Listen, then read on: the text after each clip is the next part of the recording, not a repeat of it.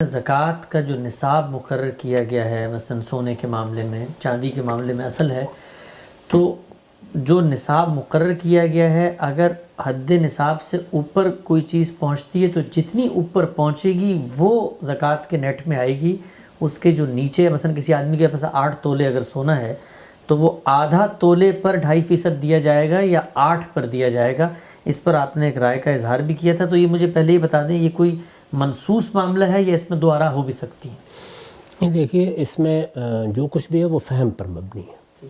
یعنی ایسا نہیں کہ رسالت مآب صلی اللہ علیہ وسلم کی طرف سے اس کی واضح تصریح کر دی گئی ہے. نصاب آپ نے مقرر کیا، لیکن اب یہ کہ وہ نصاب جیسے ہی پورا ہو جائے گا تو جو زائد ہوگا اس کے اوپر زکوٰۃ عائد ہوگی یا اب پورے پر زکوٰۃ عائد ہو جائے گی.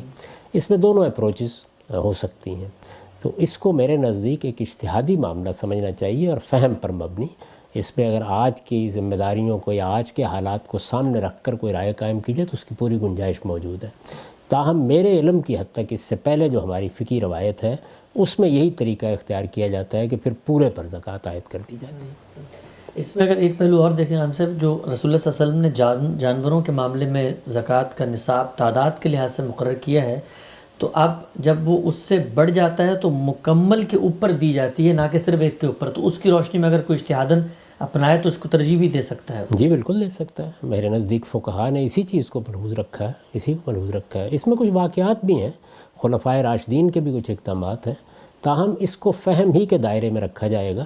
ایسا نہیں کہ ہمارے پاس کوئی صریح نص موجود ہے اس معاملے میں، تو اس میں اختلاف کی گنجائش ہے.